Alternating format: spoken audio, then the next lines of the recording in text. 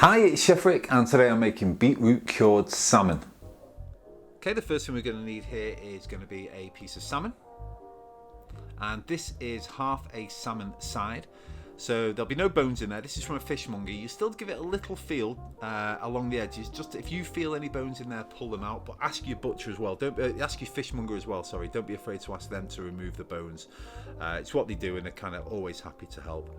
We want to remove the skin from the fillet, so I just use a long flat knife, a sharp knife. But basically the longest, flattest knife you've got. Make a notch at the tail end and then hold on tight onto that piece of skin so it can run away from you. And then just work your knife slowly along, keeping it as flat to the chopping board as you can. And that way you'll remove a really nice piece of salmon meat without leaving too much of that meat on the skin. There's tiny little bits of meat still on that skin.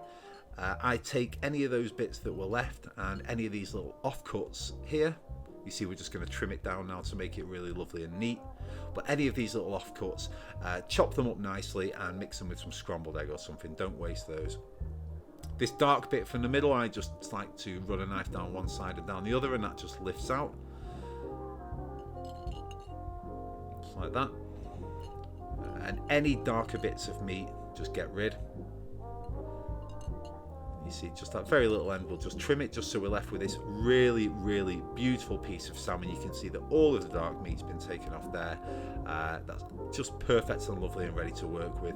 So this is going to be a beetroot cured salmon. So of course we're going to need beetroot. The beetroot adds an amazing colour, but an incredible flavour as well. So the first thing we'll do is top and tail it, which is just removing the top and the bottom, and then peeling it as you would any other root vegetable. It's so easy to peel the beetroot. The obvious downside to doing this is that you are going to get your hands covered, but wash under a tap and they're absolutely fine, but don't be afraid of that. So we've got two beetroots, a grater on the thickest grate setting. I'm just going to grate those. Whilst I'm doing all this, if I will ask, if you like my videos, please hit like below, that's the thumbs up. And also if you click subscribe, it really helps me. It's free for you, and I do 3 of these a week, so I'd love it if you would do that. And if not, don't worry about it. Orange, we're going to just take the peel of 2 oranges. So on the thin grater setting, just going to run down once against the grain. So you just go down and then move to the next bit and down. You don't go back and forth, because that way you'd start to take the white bits or the pith. And you do not want any of the pith. You just want a nice bit of sweet, full of flavour rind, just like that. So that's what you do with any citrus. Dill, or dillweed as they call it in America. Half a bunch there, or half a handful if you like. Just chop that roughly, leave all the stalks in there. This is just going to be for the curing solution. It's going to be thrown away at the end, so you don't need to get this beautiful and finely minced or whatever else. Just give it a nice rough chop. And there's your dill. So now we're going to get this curing going. So we've got the beetroot, the dill, the orange, salt, sea salt, caster sugar. All quantities will be in the description below. Some vodka, strong vodka, good vodka if you've got it, and we give that a really good mix.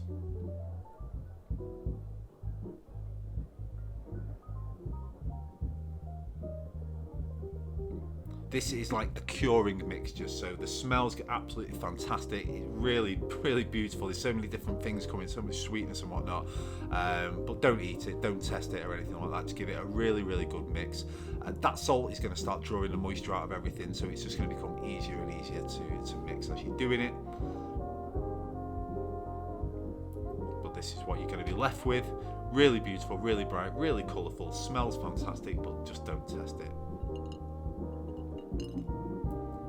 Now, in any container that has a lid or can be covered that will also fit your salmon is what you need here. So I'm going to use this container that I've got. So we first put down some of the curing mixture, and then we put the salmon on top, and then we get the remaining curing mixture, all that beetroot and everything, and we just get that all covering the salmon. Use all of this, use every bit that you've got. Get it all nice and covered, all nice and packed in. Give your hands a good clean for the final time.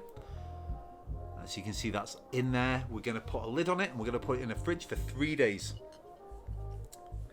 36 hours. And here we are. 36 hours later. First thing you're going to notice is the smell. It's absolutely gorgeous. And we're going to remove as much of that brining mixture, that curing mixture, from the salmon as we can. The salmon's firm now. It's going to be firmer than it was, so it's easy to handle. So don't worry about being too delicate around it. What we're going to do now is give it a really good wash. Just wash any of the remaining bits off the outside. The curing process, in theory, you could really just cure with salt and sugar mixed. But the curing process is going to make this salmon, which is it's a high quality piece of salmon anyway, but we're now going to be able to eat it raw. We're not going to have to cook it. It's got the most incredible, beautiful, sweet, delicious flavour, and it's fairly obvious to see that beautiful bright colour. It's really going to dazzle people as well. Use some kitchen paper. Just take off any of the excess water just from when you ran it under the tap. That is beetroot cured salmon. You can do anything with it, as I say. You can add it to dishes. Usually I would cook, this is my favourite way. So you see, just slice it nice and thin. Try not to just keep popping those slices in your mouth as you slice them off. But you can see the salmon is just the most beautiful texture. It's so sweet, so delicious. Every single component of that curing mixture you can taste. You can taste the dill, you can taste the orange, you can taste the beetroot. It's sweet, it's fantastic. You can do this with anything. As long as there's salt and sugar in there, you could make it really spicy with chili. You could use a different citrus. Obviously the beetroot gives it that amazing red colour. But here's what I like to do. So you just get a nice bit of toasted ciabatta, some horseradish cream. So that horseradish cream is kind of sweet and spicy. And then just some of the beautiful cured salmon on top. And they're just the most, absolutely beautiful. Delicious. I don't have nothing more to say. I really hope you like the video. I hope you make it yourself. It's so easy, but it's kind of really delicious. When you open that box after 3 days of just excitement, thank you again for watching the video. I really appreciate every single viewer, and I'll see you on the next one.